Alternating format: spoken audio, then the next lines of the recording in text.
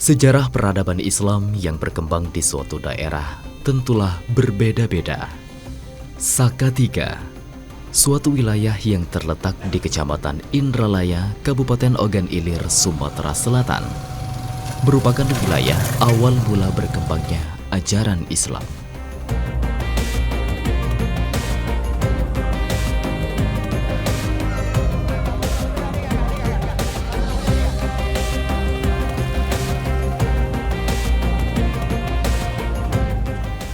Di wilayah ini berkembanglah 3 suku yang dikenal warga sebagai suku Jawa dari Pujang Bekaliantang, suku Sebetung, dan suku Belida dari Pejong Sangtiko.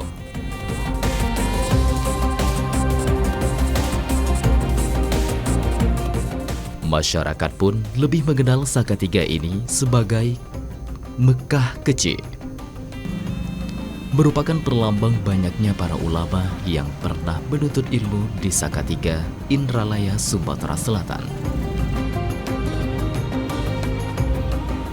Para ulama-ulama yang menetap dan menyebarkan ilmu-ilmu agama di Salatiga ini merupakan orang-orang terpilih yang semasa hidupnya telah mengenyam ilmu-ilmu agama di kota Mekah, Madinah, dan wilayah Arab lainnya bertahun-tahun lamanya.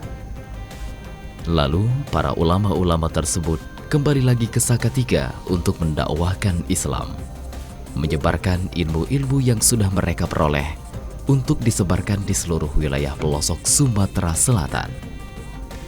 Titik kumpul para ulama itu berada di wilayah Salatiga, Indralaya, Kabupaten Ogan Ilir, Sumatera Selatan.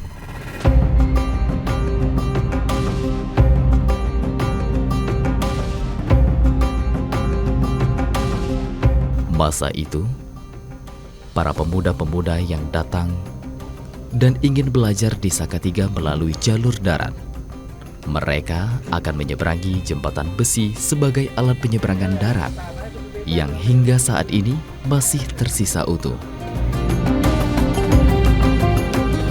Bahkan konon sejarahnya, di bawah jembatan besi tersebut diletakkan sebuah tangga dengan sebutan Tangga Rajo yang berfungsi untuk mencapai atau naik ke daratan bila perjalanan ditempuh melalui jalur perairan menggunakan kapal-kapal Rajo dari Kesultanan Palembang. Disinilah tempat bersandarnya kapal-kapal baru kemudian menaiki Tangga Rajo untuk sampai ke daratan.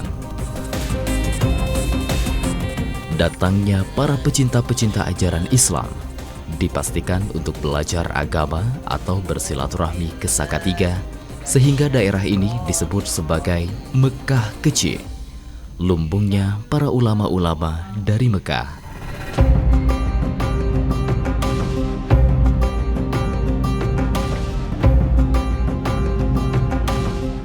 Masyarakat pedalaman seperti Desa Salatiga ini, kemudian desa sekitarnya Tanjung Sejaro, Tanjung Gelam, kemudian Tanjung Agung, mereka berduyun-duyun berangkat ke Tanah Suci Mekah.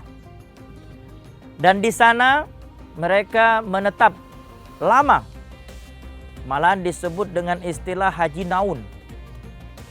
Tidak hanya mereka menunaikan ibadah haji, tetapi mereka juga di sana menuntut ilmu bertahun-tahun lamanya. Mereka tersebut berdakwah melalui metode cawisan itu ke pelosok-pelosok daerah, ke pedalaman. Kalau melalui jalan daratan, mereka memakai kereta jengki atau sepeda jengki. Dulunya itu sangat terkenal sekali dengan istilah sepeda jengki. Sepedanya zaman Jepang dan zaman Belanda. Namun, untuk berdakwah melalui daratan ini dengan memakai sepeda itu sangat sulit sekali. Karena masyarakat di pedalaman, terutama di pelosok Ogan Ilir ini khususnya, itu banyak dipisahkan oleh lebak. Lebak dan lebung atau rawa-rawa kalau dalam bahasa Indonesianya itu. Jadi mereka kesulitan.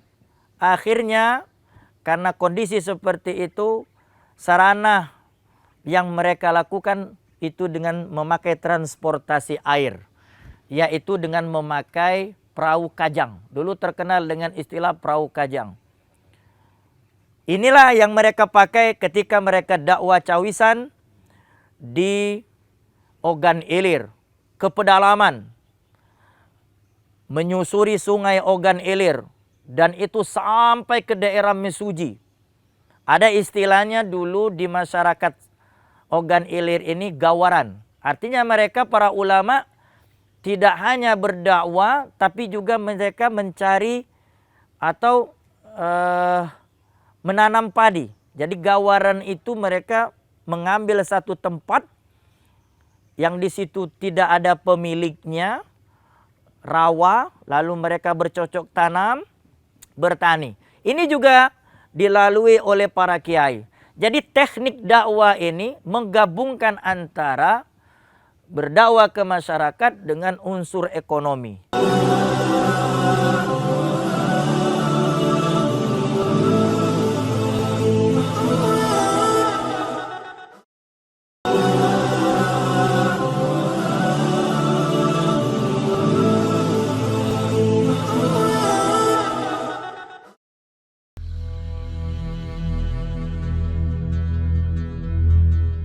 Benar memang adanya, ketika mereka berada di kota suci Mekah, mereka bermusyawarah untuk kemerdekaan Republik Indonesia. Ketika mereka pulang ke Indonesia, yang mereka lakukan adalah mendakwahkan Islam sampai ke Mesuji. Sakatiga Ogan Ilir hingga saat ini terus mensyiarkan Islam dengan cara mendidik generasi-generasi muda untuk belajar dan mengajarkan ilmu-ilmu agama hingga ke negara Islam lainnya.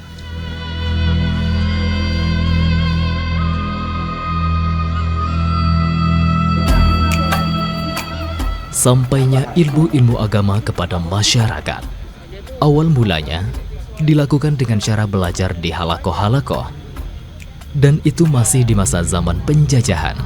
Seiring berjalannya kajian-kajian di halakoh itu, maka dibentuklah cawisan atau tempat berkumpulnya orang-orang untuk mendengarkan pengajian yang menjadi metode penyampaian ilmu agama yang sangat efektif sesuai dengan karakter masyarakat di Sakatiga Ogan Ilir, Sumatera Selatan. Ilmu-ilmu yang menjadi standar utama yang diajarkan adalah akidah dan juga kajian-kajian tafsir.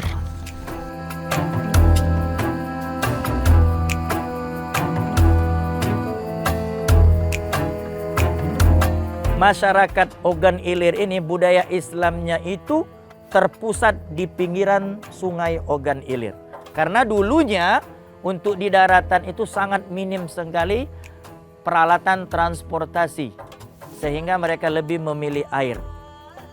Inilah transportasi dakwah cawisan yang dulu dipakai oleh para ulama.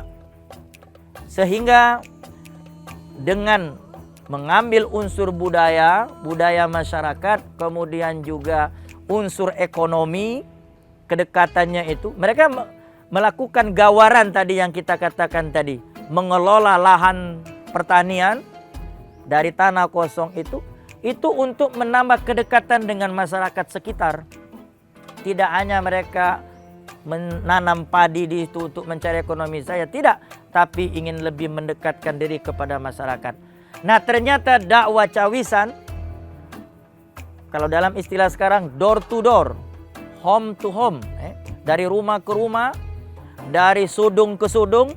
Nah, itu karena di masyarakat Ogan Ilir ini ada istilah sudung, rumah yang letaknya di tengah-tengah lebak atau di tengah-tengah rawa. Di situ biasanya tempat untuk mengelola ikan. Tapi dulu itu bukan hanya tempat untuk mengelola ikan saja, tapi memang tempat tinggal. Ternyata bukan hanya tempat tinggal, itu menjadi tempat sarana untuk dilaksanakannya halaqah, untuk dilaksanakannya ta'lim yang ada di pedesaan. Inilah teknik yang dilakukan oleh masyarakat Ogan Ilir di Sakatiga khususnya, di Tanjung Gelam, di Tanjung Sejaroh. Rata-rata mereka teknik seperti itu yang mereka lakukan ketika dakwah Islam. Inilah awal dakwah Islam yang terjadi di Ogan Ilir. Jadi teknik cawisan ini mereka lakukan untuk lebih menambah kedekatan.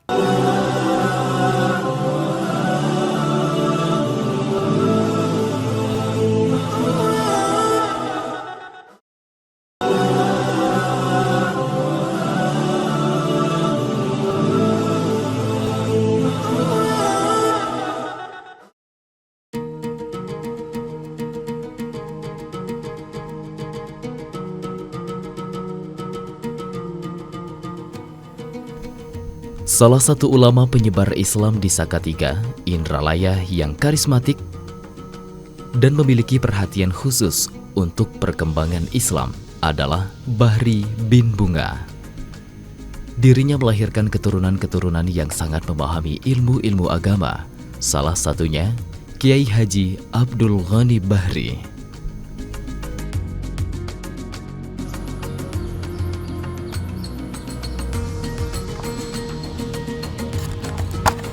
Dalam penyebaran Islam, para ulama-ulama ini tentunya memiliki teman sejawat yang saling mengisi dalam memberikan ilmu-ilmu keislaman.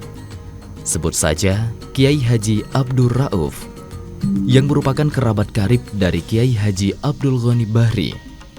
Dan Kiai Haji Abdul Rauf ini berasal dari desa Tanjung Sejaro, di mana desa ini dulunya merupakan pusat pemerintahan penjajah Belanda. Dan di wilayah tersebut terdapat pula satu bangunan sekolah tertua sejak zaman Belanda.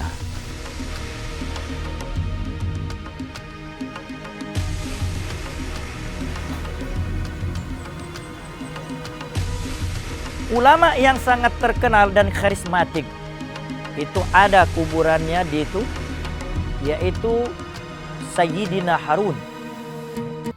Beliau ini termasuk ulama karismatik di Ogan Ilir, lama di kota suci Mekah. Termasuk juga salah satunya adalah Bahri bin Bunga. Yang dari Bahri bin Bunga ini itu melahirkan banyak ulama-ulama di Ogan Ilir seperti Abdul Ghani Bahri, Nawawi Bahri dan lain sebagainya. Dari ulama inilah para pendiri pondok pesantren di Ogan Ilir ini talaki, belajar kepada mereka.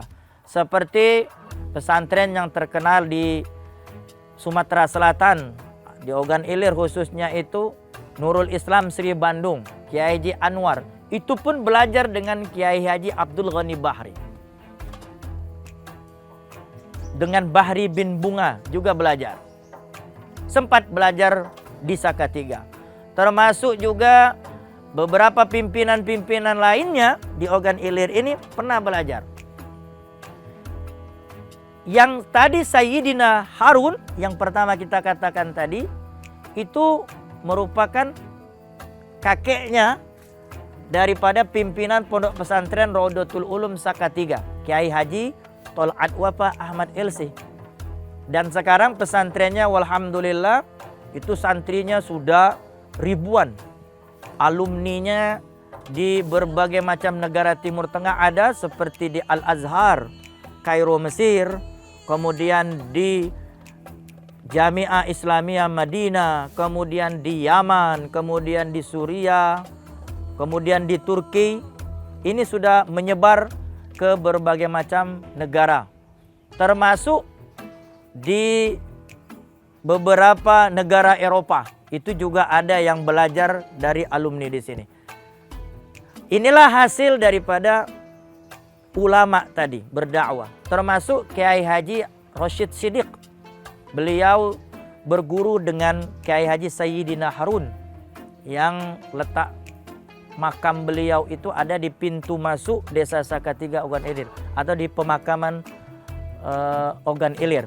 Nah, ini menunjukkan para ulama-ulama di sini itu betul-betul punya perhatian yang sangat serius dengan Islam. Tidak hanya itu saja, ulama-ulama ini juga punya rekan sejawat, termasuk ulama yang ada di sekitar desa Salatiga yang tadi kita sebutkan terkenal dengan Mekah kecil. Seperti desa Tanjung Sejaro, itu ada rekan sejawat dari Kiai Haji Abdul Ghani Bahri namanya Kiai Haji Abdul Rauf. Sepengingat saya, almarhum kakek Abdul Ghani Bahri untuk mengajarkan ilmu-ilmu agamanya, diantaranya beliau itu banyak mengadakan kegiatan di Al-Falah, Langgar kalau bahasa kami sini. Terus ada juga yang di rumah dan seterusnya ke rumah masing-masing. Maksudnya cawisan. Kajian-kajian yang disampaikan oleh almarhum kakek kami ialah diantaranya pengajaran tentang Al-Quran, Nahu Sorob, dan lain-lainnya.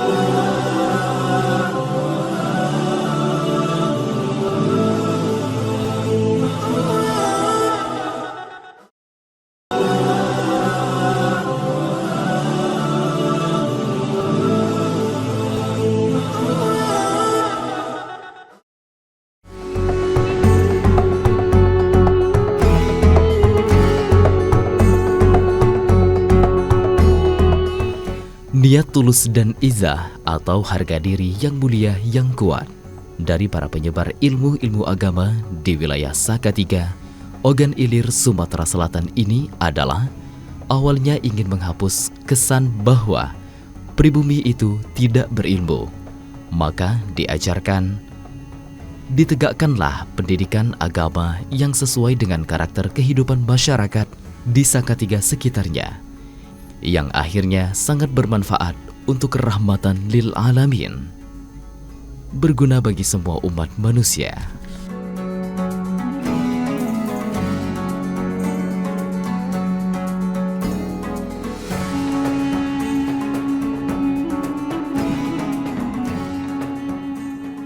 Salah satu nama adalah Kiai Haji Sayyidina Muhammad Harun. Beliau adalah kakek kami, ya, yang sebelum kemerdekaan jauh beliau sejak kecil itu menuntut ilmu di Tanah Suci, di para masyayikh yang ada di Makkah dan Madinah, sampai beliau juga kemudian mewarisi peran-peran guru-guru mereka, ya, mengajar di Masjidil Haram dan di halaqah-halaqah yang ada di Mekah pada saat itu. Di antara murid beliau yang terkenal adalah Wanda Kiai Haji Abdul Rashid Siddiq, yang pernah tentunya menjabat sebagai Kepala Kantor Jawatan Agama Sumatera Selatan di tahun 1952 sampai 1964. Di masa Menteri Agama putra dari Hadratus Syekh Hashim Asy'ari, yaitu Kiai Haji Abdul Wahid Hashim. Nah, Salatiga ini dari sejak banyaknya gitu ya, para pemuda belajar di Mekah, merantau menuntut ilmu, sekolah di sana. Ada yang sekolah di Al-Falah seperti tadi yang saya sebut Kiai Haji Abdul Rashid Siddiq, kemudian Kiai Haji Abdul Ghani Bahri, dan juga ada tokoh-tokoh yang ada di sekitar Salatiga ini yang juga itu dari zuriat keturunan kami juga, ya, seperti Kiai Haji Abdul Rauf. Nah, beliau juga pernah menuntut ilmu di Madrasah Salatiyah di Mekah, ya. Nah, mereka pulang ke Indonesia, ya, lalu kemudian pada saat itulah mereka memulai menyebarkan Islam di Salatiga dan sekitarnya, bahkan kemudian meluas sampai ke Sumatera Selatan.